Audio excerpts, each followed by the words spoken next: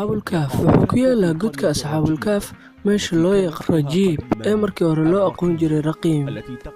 taas oo ku taala dalka Urdun sida Allah subhanahu wa ta'ala uu ku sheegay quraankiisa أم حسبت أن أصحاب الكهف والرقيم كانوا من آياتنا عجبا kusoo dhawaada asxaabta ku xiran channelka Rafiiq Macruuf waxa soo helay godka Asxaabul Kahf Maxamed Taysiir Dabyaan sanadkii 1963 wuxuu ahaa caalim baaraadadkii dadkii hore ee u dhashay dalka Urdun أم حسبت أن أصحاب الكهف والرقيم كانوا من آياتنا عجبا إذ أوى الفتية إلى الكهف فقالوا ربنا آتنا من لدنك way dareereen asxaabul kahfiga sida Ilaahay subhanahu wa ta'ala uu ku sheegay aayadda 9 ilaa 26 ee suuratul kahf waxayna dhacday xilligii imbaradoriyadda Masiixiga ee Treasure ee xukumi jirtay boqortooyadii Roomaanka intii u dhaxaysay 98 ilaa 117 miilaadiga waxayna ku amri jirtay dhammaan dadka inay caabudaan sanamyada cidii amarkeeda ka hor imaadana qodha ay ka jiri jireen dhalinyaradan asxaabul kahfiga waxay ahaayeen kuwo iimaankooda qarsado Ilaahay subhanahu wa ta'ala si daacad u caabudo waxay diideen asnaamta way ka haajireen magaalada iyo guriyihii iyagoo dariiqa sii socday waxay arkeen mid kale oo raaciya uu rumeeyay saddexdooda ay israaceen ayna waa ay wateen kadibna waxay galeen godkan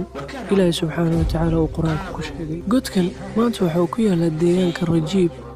ee dhanka galbeedka xiga caasimadda Urdun ربي أي كبر ينقدك دحديسا ربنا آتنا من لدنك رحمة وهيئ لنا من أمرنا رشدا وحي الله كدح عبود ينقدك دحديسا وحينا أهين كجر سدح بقول يسقال سنة سيدة إلهي سبحانه وتعالى قرآن كشيغي ورددود وحي أولا يكاتي مالين أما مالين بركيدا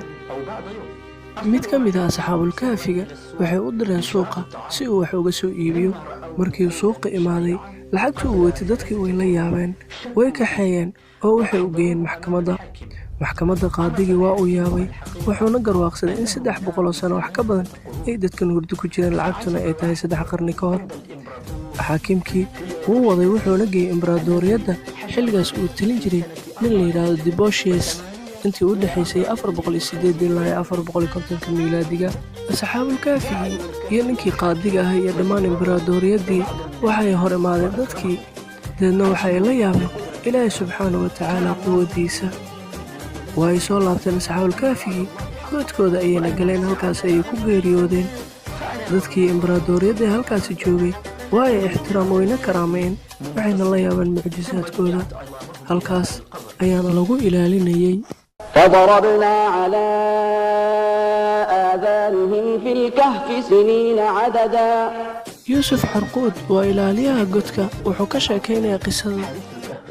قال قائل منهم كم لبثتم قالوا لبثنا يوما أو بعض يوم قالوا ربكم أعلم بما لبثتم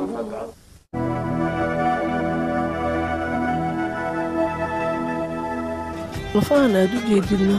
وقلك iyo qaybta madaxa ayga asxaabul kahfiga